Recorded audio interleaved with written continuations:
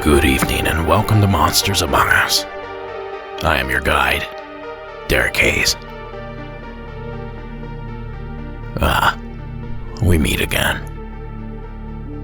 Well, allow me to say that it's a pleasure having you here with us this evening. And per usual, I have a collection of listener-submitted stories, sure to leave you petrified. And for those that don't know me or aren't familiar with the show, I don't dick around. At Monsters Among Us, we get right into the action. And tonight, that action begins in the Pacific Northwest. Oregon, to be specific. Clint, your time begins now. Hey Derek, this is Clint. I'm calling from Oregon. I'm calling about a experience that was not my own experience. It was my mother's experience. And, well, I guess I'll just cut right to the story. Basically, at my parents' house, of which I no longer live, ever since my parents had moved up there, there had been a little grave site that was to the right of the gravel driveway, the long, steep gravel driveway from the bottom of the gravel driveway that meets up to the highway up to the top where my parents lived. And on that grave was the name of Carrie Dundon, I believe, and the age at the time of death, and the year that she was born and the year that she had passed away. I don't remember the specific year or the specific age, but I am currently in the process of obtaining pictures that my mom had taken of this grave back in the day when they had cleared the bushes around the grave. And speaking of those bushes, the grave is completely obscured now by all sorts of flora that has grown specifically on the gravesite and not anywhere else around our property, or at least anywhere else around the immediate side of the grave.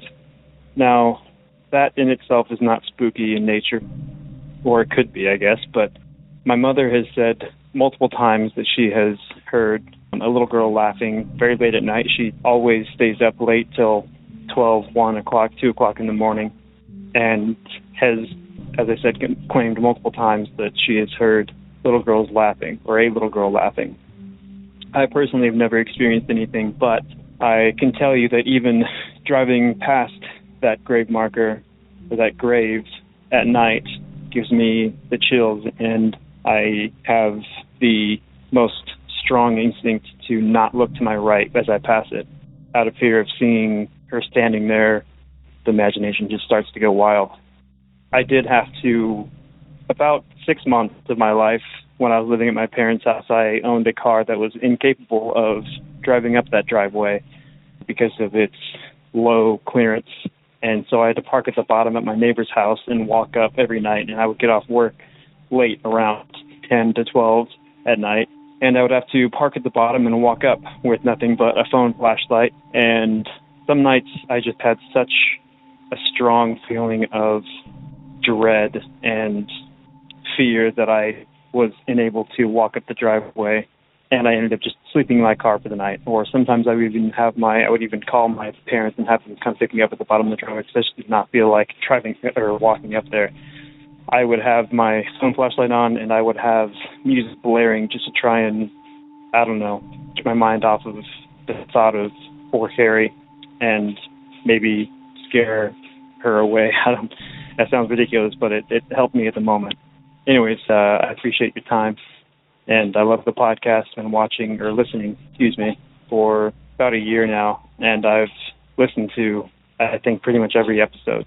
Anyway, I appreciate your time, and have a good night. Bye.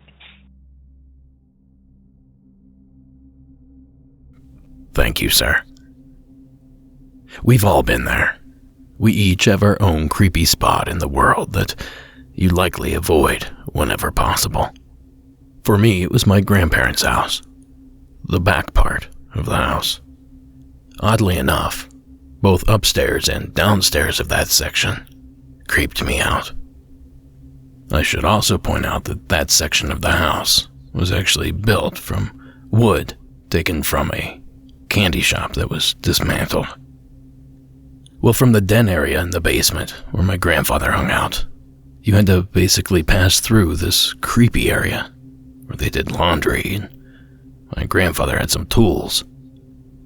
You had to pass back through that way to get upstairs. And I remember one time being creeped out, so I crawled out a window and walked around the house. Now mind you, this was probably 10 p.m., pitch black outside. I did all that just to avoid it. Now my dad gave me a hard time when he found out about that. He said, "You went outside because of an imaginary monster when there's all sorts of things outside that could actually hurt you."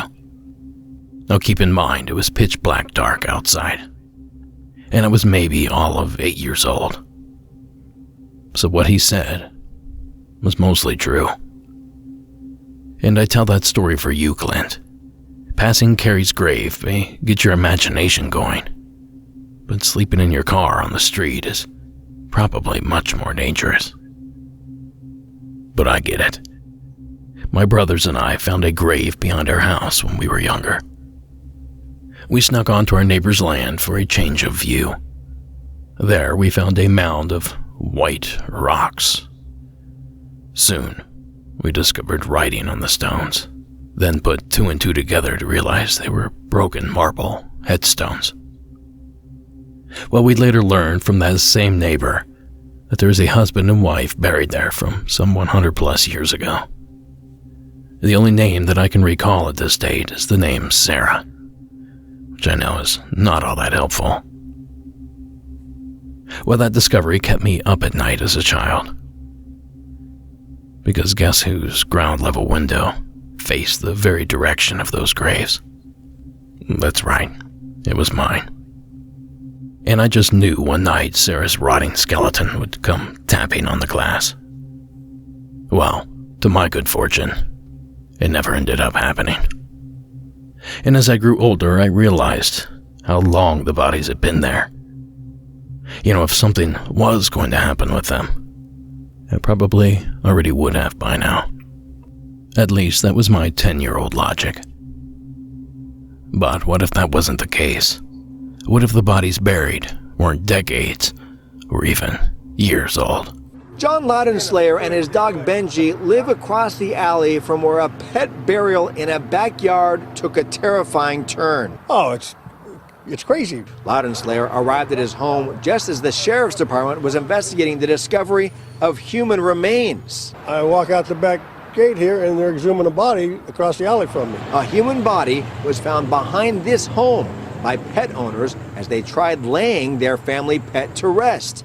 The sheriff's department is waiting for the coroner's report to identify the remains, then determine how the person died and whether a murderer is on the loose. The body was likely buried recently. It's not something that has been buried there for 10, 15, 20 years. So it probably is closer to a matter of months rather than years.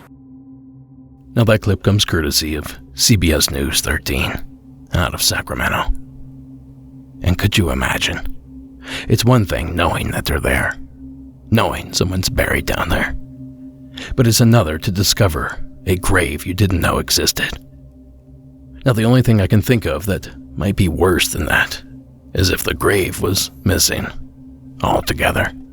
It was here, deep in these woods, a burial site from the 1800s where someone decided to single out one woman and dig deep into her grave. Everything's gone. There's no bones. Everything has been taken.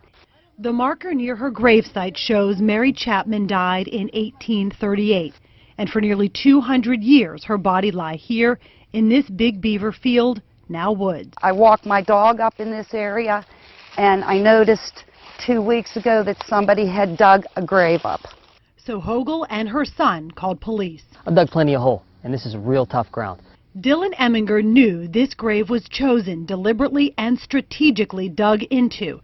The state police agreed and tell me they are now investigating the discovery. In a best case scenario, they were trying to, get a gold tooth or something like that. What's the worst case scenario? It's creepy. Creepy and disturbing, in particular with Halloween approaching. Who steals a body from 1838? If you know anything about Mary Chapman, her history, or why someone may have dug her grave, or who that person may be, you're asked to call the state police here in Beaver County. Now, that tragic and unsettling act was committed in Big Beaver, Pennsylvania, and comes courtesy of WTAE, ABC News 4, out of Pittsburgh. And without getting gruesome, I seriously doubt there was much of a skeleton left to steal after some 200 years. So I guess the moral of the story here, Clint, is that things could always be worse. Thanks again for sharing your experience. Now, if you have a call that you think is perfect for the program, give our toll-free hotline a call at 1-888-608-NIGHT. That's 1-888-608-6444. Now let's make our way to the land where the football fields are blue and the potatoes are world famous. Please welcome Chad from Idaho to the program. How's it going, Derek? Hope you're doing well. Enjoyed the podcast since I found it, a year or so ago. After listening to the first few episodes, I realized I was going to have to call in eventually, submit my story. So I guess that's what this is. When I was growing up, I guess you could say I was a skeptic, kind of still am, see it to believe it type of person. When I was in college, it was my last semester in school, October 2010. Attended a college called Salisbury University, located on the Delmarva Peninsula, which is in between the Chesapeake Bay and the Atlantic Ocean, pretty much middle of the East Coast. Just for context, there's a few military naval stations or air stations in that area. I mean, obviously Annapolis is there, the Academy. Patuxent is another naval air base on the southern end of the Chesapeake Bay in Maryland. Then you also have the Norfolk, all the different facilities down there, whether it's Navy or Air Force, Marines, whatever it is down in that part of the country. And then there's also the Wallops Flight Center, which is a NASA facility. I think they do a lot of satellite launching and stuff like that out of there, and that's on the eastern shore of Virginia. So where this took place was on Assateague Island. It's a national seashore and state park, kind of right on the border of Maryland and Virginia on the Atlantic Ocean. And I had a permit on my truck at the time where we could take it out and drive it on the sand. So we would do that a lot. When it wasn't summertime, I would still go out and go fishing or whatever, hang out, look at the stars in the evening if there wasn't anything else going on. So that was one of these nights we went out there. Like I said, this was October in 2010. And we had a couple of fishing rods out, and we were kind of just sitting around, hanging out in the back of the truck, looking at the stars, and these two orange lights appeared. And I could tell they were higher than what would be on the surface of the water. And growing up in that area with the airports in DC and Baltimore and just all the air traffic around, you get familiar with what a typical light configuration is on a helicopter or airplanes and stuff like that. And these lights were a bright orange, like the color of a flame. And they really just came out of nowhere, and they were sitting there just slightly above the horizon. I couldn't really tell how far out they were, so given a size would be just a guess, not having any real judging on the distance. And it went from 2 to 3 to 4 to 6. These other balls of light would turn on, and they would move around, sometimes in a circular pattern. And it seemed like 3 would be together doing one thing, and the other 3 would kind of repeat it or respond to it, and they would move back and forth. And as this played out, I was sitting there with the girl I was dating at the time, and I don't remember having a conversation about it. I mean, I know we were both kind of in awe of what was happening, and almost as quickly as they appeared, they went out one by one till they were all gone. They didn't really move really fast over a great distance, but there was really abrupt movement, and they would stop and hover, I guess, for lack of a better term, but then they would zip a decent ways, again, trying to judge distance and stuff without knowing how far away they were. It's just a guess, but it was definitely something that wasn't an aircraft that I have ever seen before or since. Didn't do a whole lot of research at that time. Didn't know really what to think about it, honestly. And in the last few years, with things being released by Department of Defense and just how more common, I guess, these reports are, maybe with the number of people with cameras in their pockets and stuff now, I've come across a few other sightings and even heard some on your show that are pretty similar to what I saw. And even looking into the ones there on the East Coast, it seems like down along North Carolina, there's some that are called the Cape Lights. There's a video I found, and that's probably the closest thing that I've seen to what we saw there on Assateague Island that night. So, pretty interesting. Still somewhat of a skeptic, but there's definitely more going on than we're aware of, so I'll leave it at that. Thanks for the show. Thanks, Chad. Those long-distance sightings can be quite frustrating. Like you said, it's very hard to judge distance. But despite all that, I can't shake the feeling that Chad might be describing aerial flares. I know. That's always the excuse. But the description of the color, shape, and the fact that they appeared one by one are all telltale signs of military flares dropped from aircraft. And the fact that it took place out over open ocean also helps support that theory. But I will admit, I am hung up on one detail. Flares don't typically move, other than being gently lowered to the ground by their individual parachutes. So if a flare can't move that way, what else could? Well, I suppose that's why they call it an unidentified flying object. Thanks again, Chad, for calling in.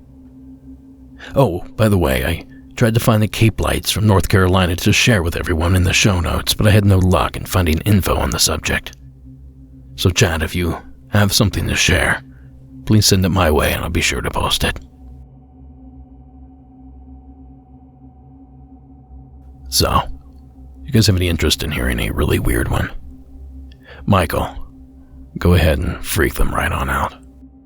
Hello, this is Michael again from McAllen, Texas. This story is about little people and my encounter with one.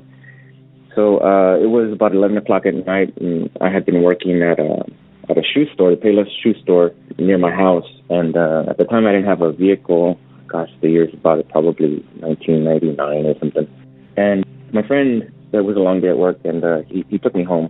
And we were sitting there talking, and he's looking towards me, and I'm looking towards him. And I had already noticed a little kitten in the driveway, and it was maybe about, 3 feet from the passenger door. And he's like, "What is that?" And I'm like, "Oh, it's a cat. It's a kitten."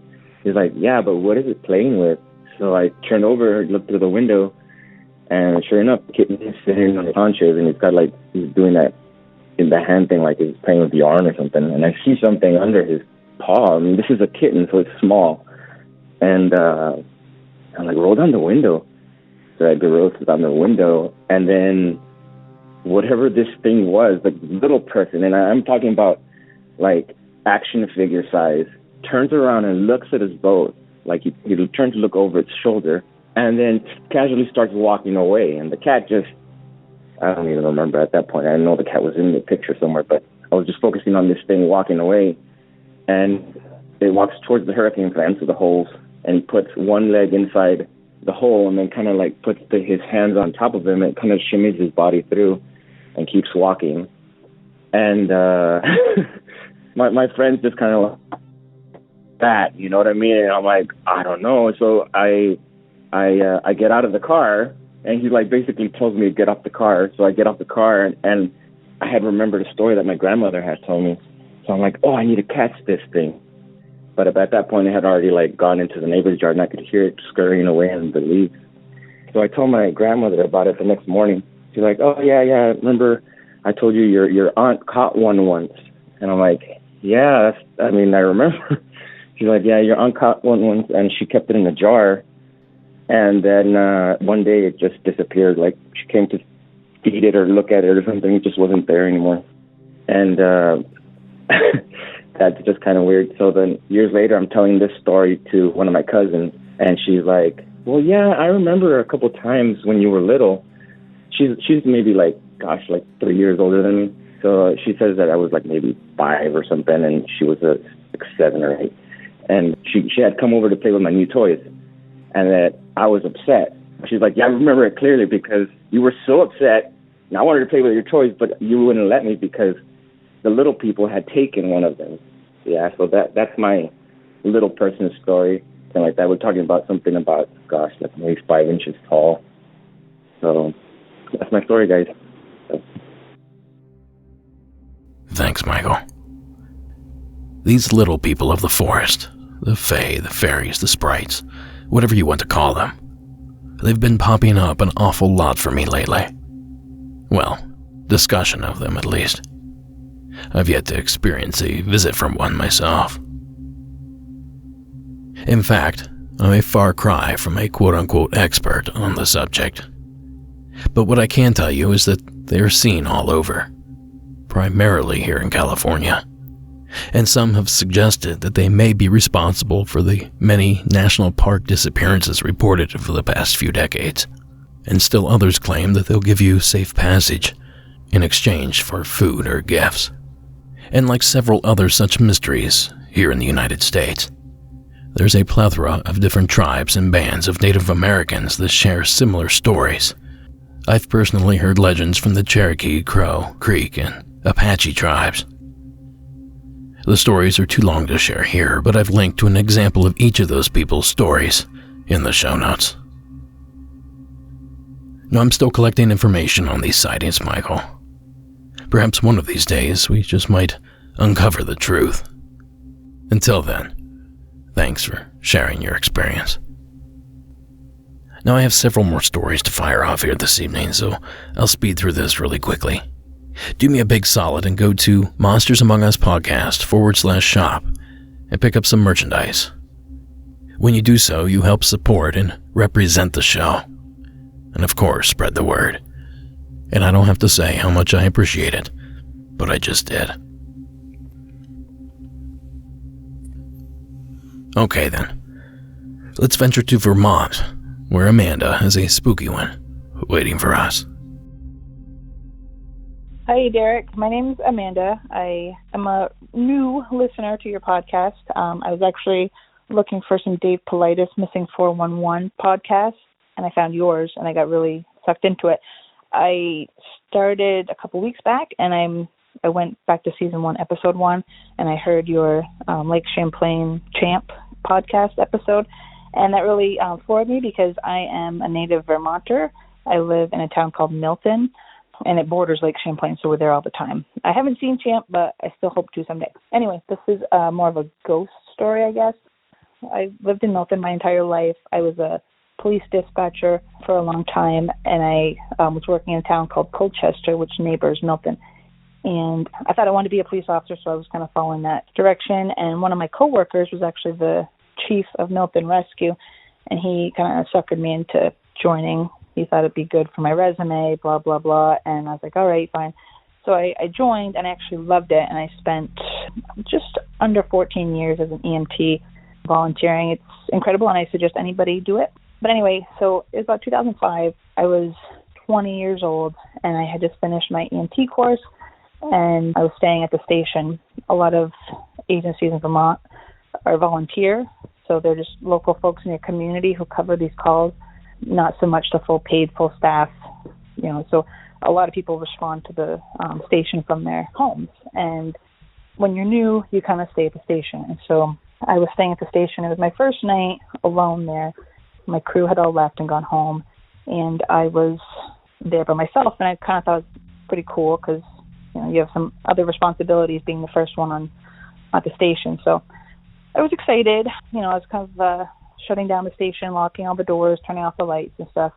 getting ready for bed, and so there's like 2 ambulance bays and a main floor where we do our training, and we have our table and kitchen and stuff, and upstairs is more like storage and sleeping quarters. There's a couple of recliners and really old futons, really lumpy old futons, and they're covered in this blue corduroy kind of material, and they probably were never washed. But so anyway, I was getting ready for bed. I turned off the lights. I was watching TV on this old Zenith from the 90s TV, and I don't remember what I was watching, but I finally got tired enough. I was excited. I thought maybe a call would come, but I was too excited to sleep, so I was trying to watch TV to fall asleep. And when I turned the TV off, I saw this orange. The only way I can explain it is like a connect the dots. It's like an orange, glowing, luminescent kind of like figure near the TV, and it was just in the shape of these little dots. And I was like, at first I'm like, oh my god, it's a freaking ghost. But then I'm like, no, it's an old TV. It's static electricity. It's not a ghost. Like, you lose it. Like, go to bed. And it was still there. I was trying to rub my eyes and close my eyes, but I could still see it. And so I'm on this futon laying down, and I hear, there's no other sound. Like, the windows are closed. There's no fan. There's no noise. And I hear this scratch from underneath me, like, kind of like that.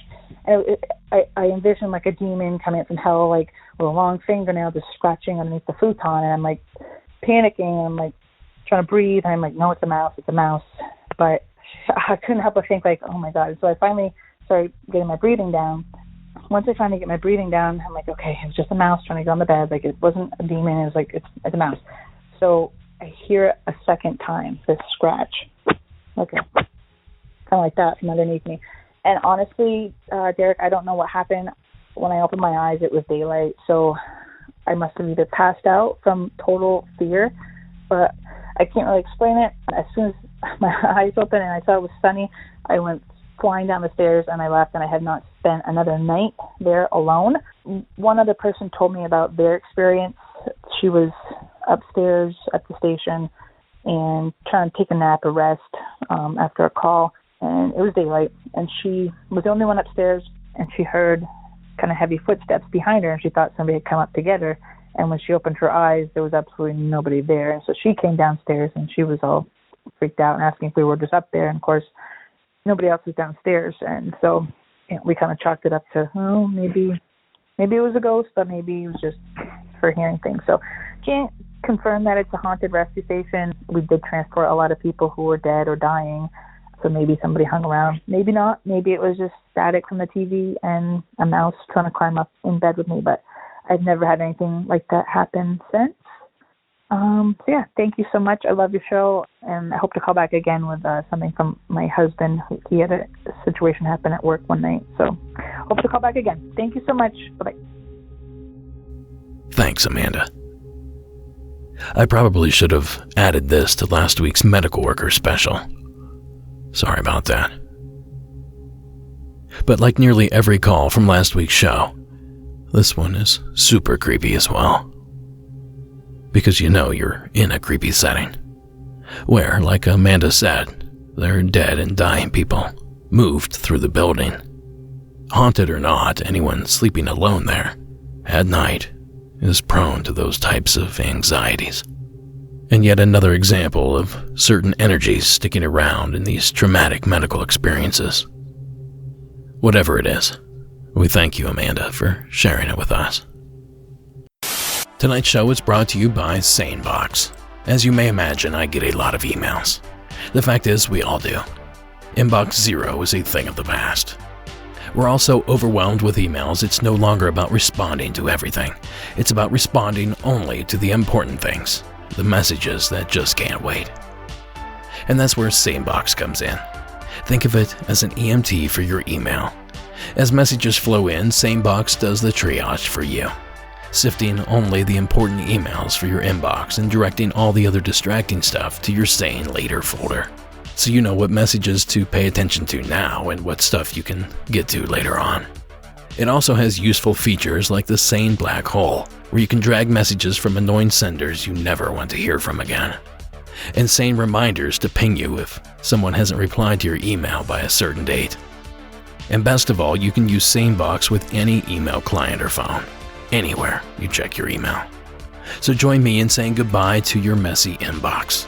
See how SaneBox can magically remove distractions and make you never miss an important email again. Do so with a free 2-week trial plus a $25 credit exclusively for Monsters Among Us listeners. Visit sanebox.com/monsters today to start your free trial and get your $25 credit. That's sanebox.com/monsters. And as always, supporting our sponsors supports the show. So thank you for listening. Now back to the spooky stuff. Now, have you ever seen anything in the sky that you couldn't quite identify? Well, so has Carlo from California. And this is his story. Hey, how's it going, Derek? My name's Carlo. I'm originally from Alameda County, California, which is where this event took place. So a little bit of background. This was around 2016 to 2017. Me and my friends were fresh out of high school, and the semester before going to our community college / jobs or whatever. So we were just, hanging out every night. And one of the things we would do often was go to the skate park. And this was in Union City, specifically in Alameda County, at the Union City Skate Park. And we would go there 4 nights a week on average, probably, and just, skate around for an hour or so until somebody said, hey, let's go smoke some pot or whatever. So, we were there all the time, which is what makes what I'm about to tell you even weirder, which was basically, you'd be skating around, you get winded, and no one's in the skate park at nighttime, so I like to just pick a nice flat piece of ground and just lay on the cool concrete, catch my breath. And one time I was doing this, I was always staring up at the sky, and this particular time, it was summer, so it was pretty clear skies, not a lot of clouds, and I was able to see the stars pretty decently for such an urban area. And there was several lights in the sky that were brighter. I don't know if they were brighter or larger or whatever, but for whatever reason, they kind of caught my attention more so than, I guess, the surrounding background lights.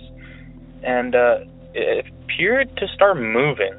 And first I was like, it could just be my eyes, it could be a satellite, it could even be a planet or whatever, some type of astral body I'm not aware of. So, I studied it and I brought it up to my friends, and there was at least 5 of us there at any given time.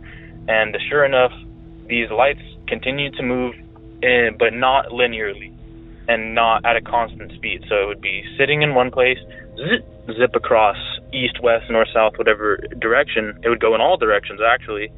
And we were like, well, something is up there. I don't know if we know they're there, but there's definitely something that is not known to us. I don't know if it's of extraterrestrial origin or of Earth origin or something else, but it was definitely not moving like any space debris or whatever that I'm aware of.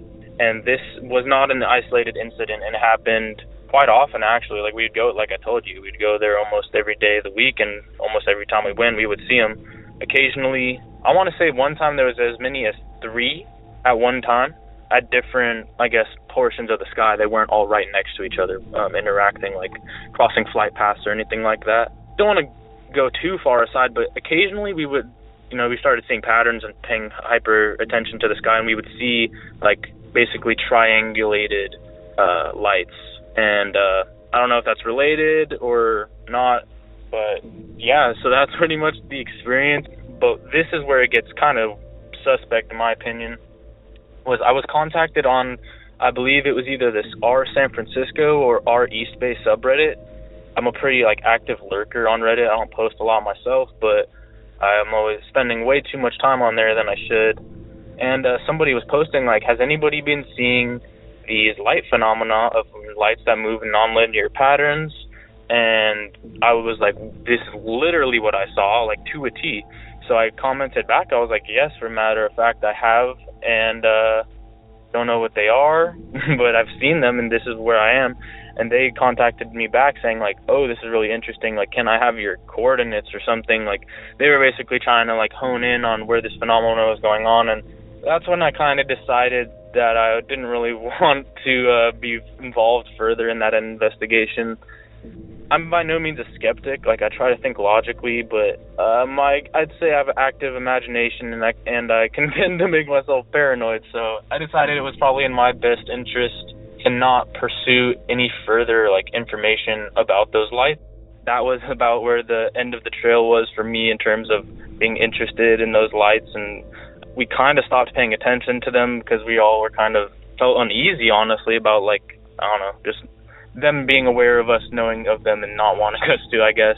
Yeah, that's pretty much it. And thank you for giving us all the platform to give these stories. I found the podcast 6 months ago, and I've been binging it nonstop, and I'm almost caught up. So, yeah, thank you so much. Love Monsters Among Us. You're awesome. And thank you, and look forward to the next episode. Thanks. Now, I haven't a clue what this collection of lights is, but I can tell you I probably have a dozen or two experiences just like it, submitted from all over the country. And I think that says something. And Carlo is not alone for wanting to distance himself from his sighting. That's a message I've heard many times prior from other experiencers. It seems things get a little too weird, just a little too fast. Despite how strange Carlo feels, he was still brave enough to call in, and for that, we thank you. Now, like the merch announcement, I'll do my best to make this one brief as well. Hey, Patreon folks, I'll be dropping a brand new episode in the next week and a half, so be on the lookout.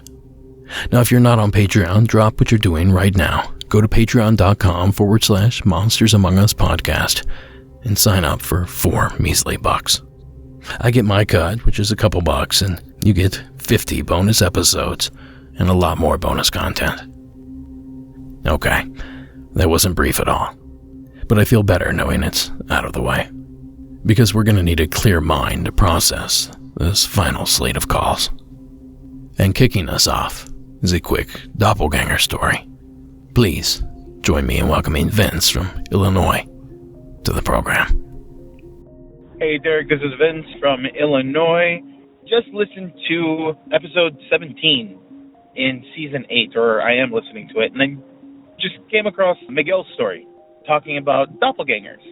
Well, as I said, my name is Vince, but on my original birth certificate, I am Vicente.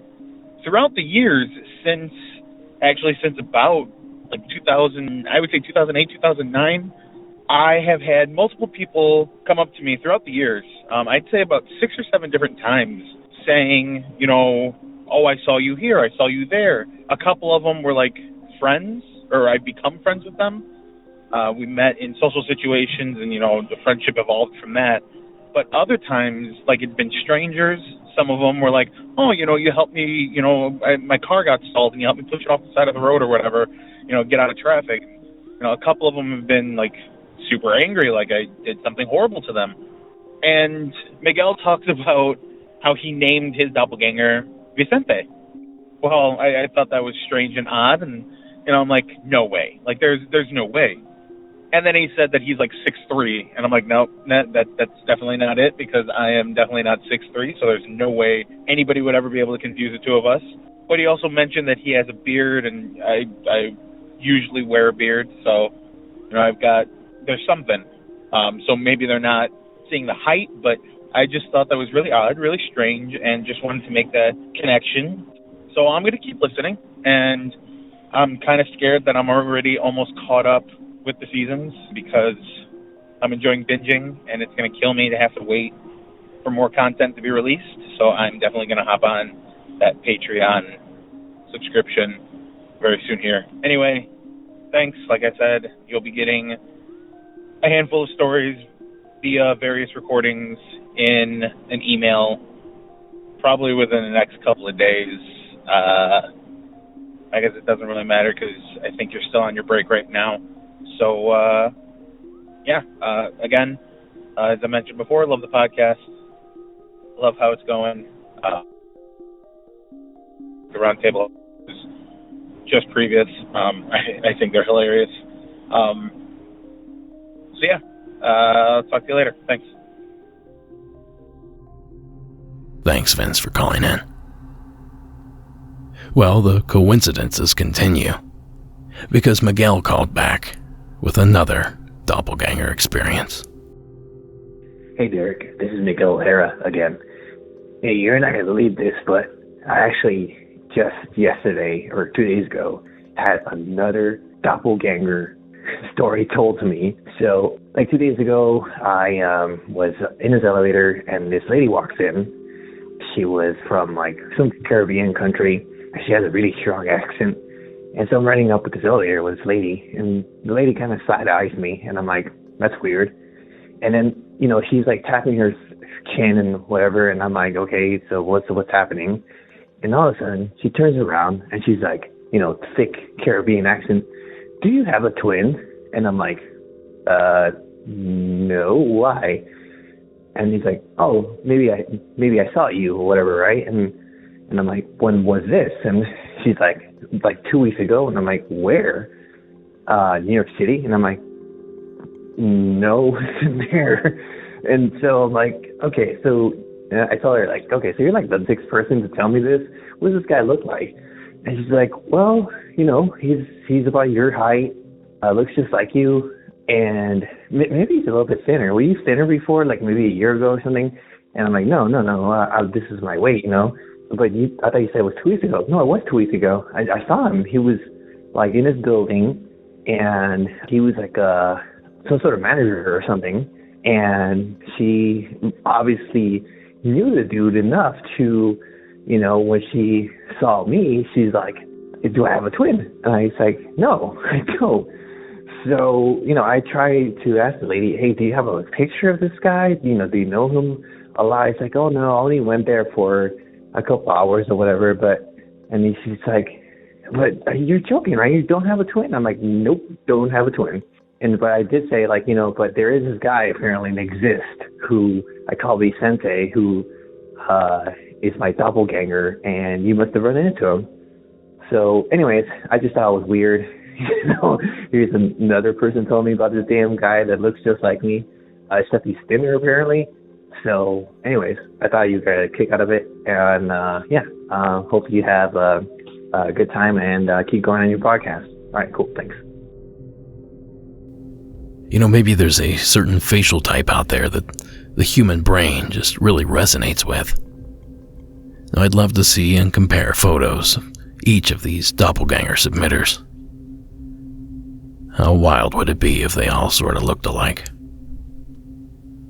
Anyhow, thanks, gentlemen, for sharing the entries.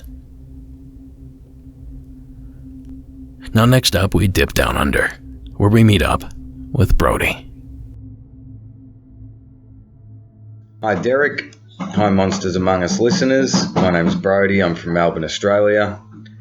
This story is actually my brother's and starts with him coming home late one night after work and he's sitting in his living room watching TV when he hears the sound of a lady crying. He's got two housemates and one's a male, one's a female, and he figures his female housemate is upset about something. So he decides he'll mind his own business about that. But the crying goes on for, I think he might have said an hour. It was a long time anyways. And he thinks, I better go check on her. So he made his way up the hallway, got to his housemate's room and realised that's not where the crying's coming from, and follows the sound to the spare bedroom where he's standing outside the door, and he's sure now that the crying is coming from just beyond this door. So he knocks, gets no response, just hears the crying continue, and eventually he decides he's going to open the door. And when he opens the door, the crying stops immediately, the house falls dead silent, and there is no one in this room. There's nothing in there. I hope you've got an explanation for this one, because I can only put it down to an auditory hallucination, because I've tried to get it out of him. Could it have been anything else? But he's adamant that the sound was coming from just beyond the door. So, is it a funny coincidence? Was the neighbour perhaps crying, and just when he opened the door, it just happened to stop at the same time? Or is it something more sinister, like a La Llorona or a weeping woman type ghost? Anyway, love to get your take on it. Thanks, Derek. Love the podcast. Thanks, mate. I think that's how they do it down there. Either way, we appreciate the long-distance submission. You know, auditory hallucination might not be a bad guess here, but my first thought here was something more organic. Was it some sort of animal? I know here in the States we have all sorts of animals that make horrendous sounds. Some, many, can sound like a crying woman or a woman in distress. So down in Australia, maybe a possum. Those cute little buggers look like they could let out a screech that'll make you faint. So Brody, maybe that's where you start. Have him listen to a call of a few local animals. And if that doesn't work, you know my go-to. Research the property. Thanks again, Brody, for sharing the story. Oh, and I can also hear those possum fans out there, wanting to hear what they sound like. So this is the defense call of an Australian possum. I'll keep the volume low on this because, as it turns out, I was right. This thing sounds nasty.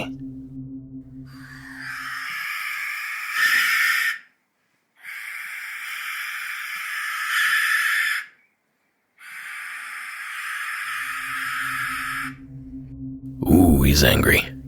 I can tell these things. And although it sounds like a nightmare, it doesn't exactly sound like a crying woman, does it? So that might be one critter off the list there, Brody. Oh, and by the way, that sound was courtesy of Mr. Possum on YouTube.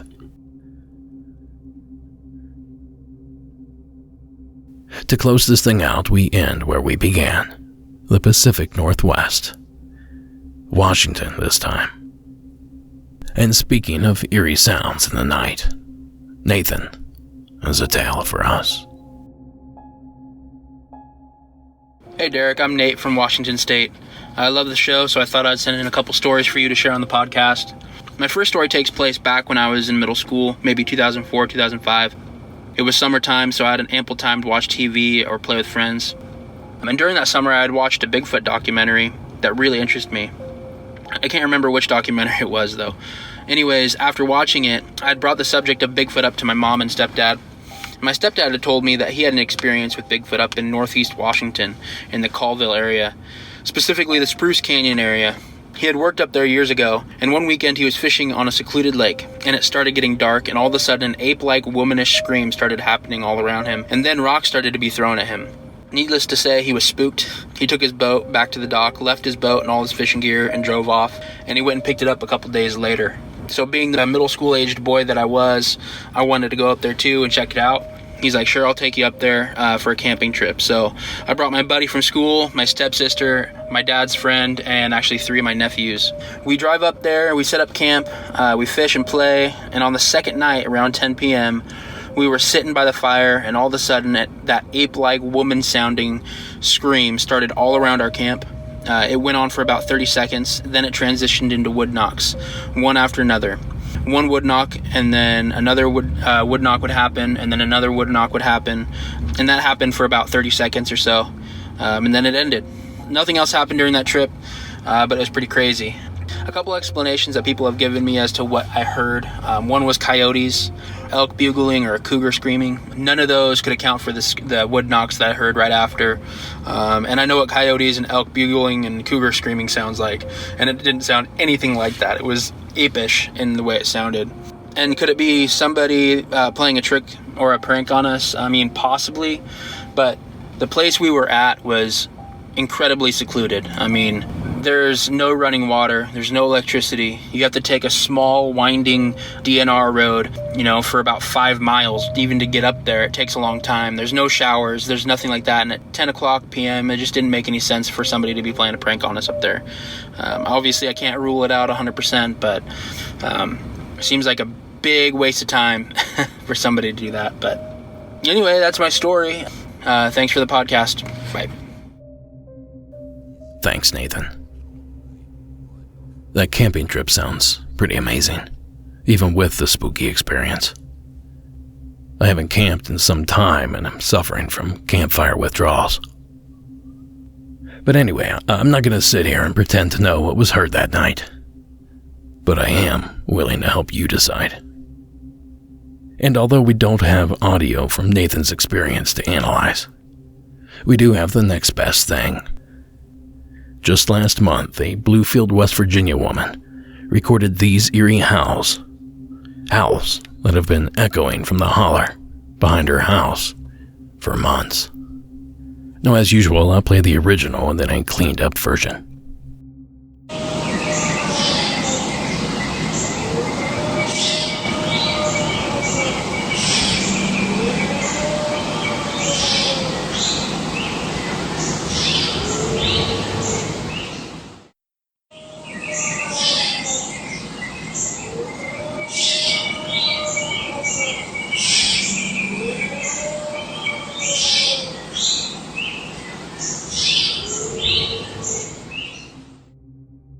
Now, regardless of what that is, that sort of sound will make your bones quiver if you hear it off in the distance. And I should add that the woman that captured the footage also claimed to find trees and shrubbery in weird formations. Formations she and researchers seem to believe to be stick structures of some sort, a commonly reported sign of these supposed creatures. Well, I can't help but wonder if both Nathan and this unidentified witness heard the exact same thing. Bigfoot hunters. Now, if you think about it, it makes good sense. What is it a majority of these squatchers do? They go out into secluded, forgotten parts of the forest. They pound on some trees and howl into the night, eagerly awaiting a response. So is it that far-fetched to propose that that could be the origin of each set of sounds? But I hear some of you out there, hip to Bigfootery. You're out there grumbling. You're saying, sure, that checks out for Washington State, but how many people are looking for Bigfoot in West Virginia? And to that I say, valid point. But also to that, I have an answer. A sighting from a man named Billy Humphrey back in 2019 just might be the catalyst that got this whole thing going. On October 21st, 2019, local coal miner Billy Humphrey says he and his wife saw Bigfoot lurking in the woods near their home in Denise. When he got completely out of sight, he let out a call like a hoot, almost like a woo. Humphrey also discovered extremely large footprints. This measures 16.5 by 10 inches wide, which would show, when we explain the size of this thing, this right here is proof of how big he was. Along with large footprints, Humphrey says the size of the figure he saw was something that he has never seen before. So as he turns to walk off, his hand, this arm, was so long that it was close, it had to be around his knee area even as he slumped. And his forearms, his arms, his chest, this thing was just absolutely massive. Humphrey says that before the incident, he had ridiculed such claims, but now is a believer. So all I can tell any viewer listening to this, that they're 100% real. Nobody can tell me that I did not see something walk off, that my wife did not see something walk off. That's all I got to say. He's real. He's 100% real. And he's in West Virginia. Now that clip is property of WOAY, ABC News 4 out of Bexley and Bluefield. That's right, the same West Virginia town in which the howls were recorded. It turns out the sighting and the recording location, are about an hour and 20 minutes drive from one another. Now I've linked to this clip in the show notes, and there's even a photo snapped of this mysterious creature. But between you and me, the evidence provided, the photo and the footprint cast, they leave a lot to be desired. But I will say Billy sounds sincere in telling the tale. And there have been more than a few reports of an upright, hairy hominid roaming the hills and hollers of West Virginia, just as they have out in Washington State. So thanks once again, Nathan, for calling in. And that's going to do it for this episode. Monsters Among Us is written and produced by me, Derek Hayes. Additional support is provided by Sarah Carter Hayes and Addie Lloyd. All audio used in this production is done so under the protection of fair use. Keep the party rolling by following us on social media. You can find us on Facebook, Instagram, and Twitter. And finally, the terrifying music you hear throughout this production has been provided by Co.ag Music and Carl Casey at Whitebot Audio. Thank you so much for listening, and until next week.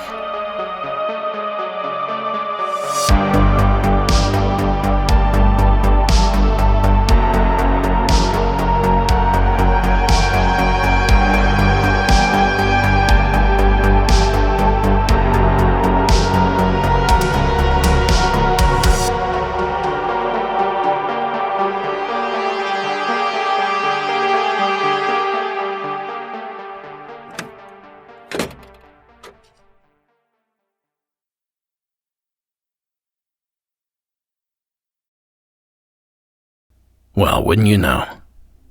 I even learned something from tonight's secret story. Jack, the mic is yours.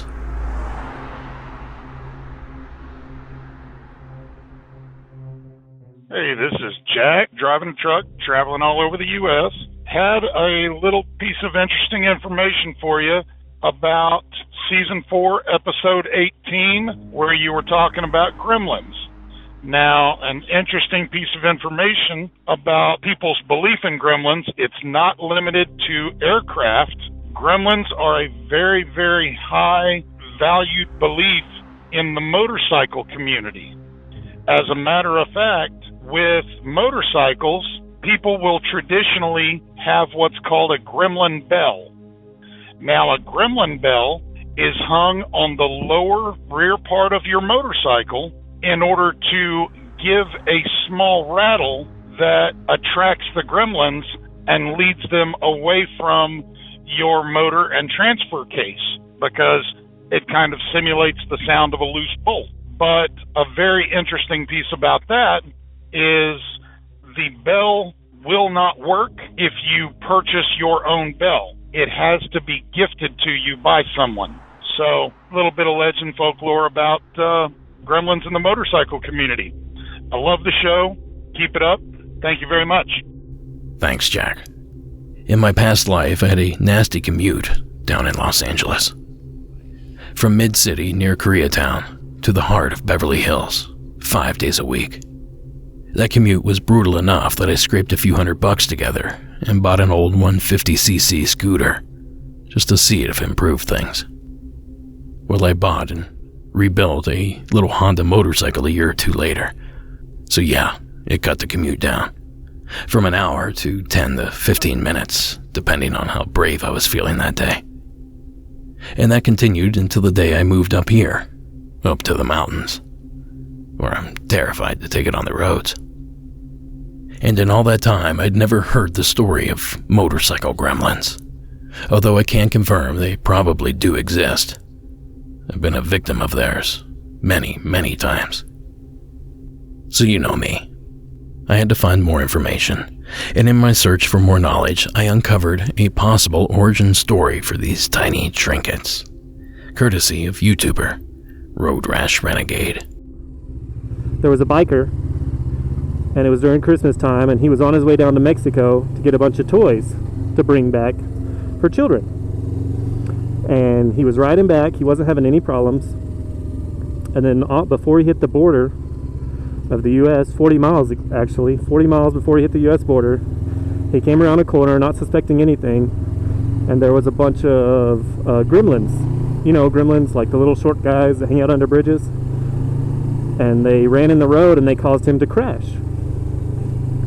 And when he crashed, you know, his bike was messed up and he was laying there on the ground hurt, and he couldn't do anything, and all these gremlins were surrounding him. And he was keeping them back by throwing all the toys from his saddlebag. Because his saddlebag had blown off, and it was laying there next to him while he was hurt. And he threw all the toys, and the gremlins were about to get him, and he got desperate. And all he had left was a bell. A Christmas bell, I guess. And he started jingling it, hoping that it would scare him off. And there was two motorcyclists camping somewhere close by, you know, within a half mile or so. And they heard this bell, and they were like, "What's that bell? There shouldn't be anything out here. It's the middle of nowhere." And they went to investigate it. And they came upon this motorcyclist being attacked by these gremlins, and they saved him. They saved his life. And he wanted to, he was saved, he wanted to pay them back. But he didn't have anything. He didn't have no money because he spent it all on toys. And he didn't have any toys because he threw them at the gremlins. And the bikers, they didn't really want to pay him anyway because we're bikers. We help each other out. So all he had was just a few bells.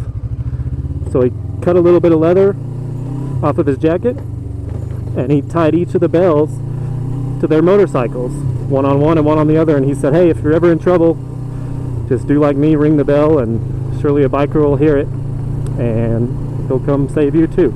And that's how he paid him back. That's the only way he knew to pay him back. Now, Road Rash Renegade goes on to say that the bell should hang as low as possible on the bike, for what that's worth. So there you go. And if you have a biker friend or loved one, it looks like you might have some shopping to do. Thanks again, Jack. I love learning new things. And thank you to everyone else for sticking around. Oh, and real quick, I'm honored to be nominated for Best Paranormal Podcast for this year's Paranormal Podcast Awards presented by Paranormality Radio, but I need your help to win. If you enjoy Monsters Among Us, please take a moment to head over to paranormalityradio.com. Click on the black rectangle that says Paranormal Podcast Awards Voting, and cast your vote for MAU under Best Paranormal Podcast. Voting ends September 30th, and I appreciate your support so much. And on that note, thanks again for sticking around. Have a good night.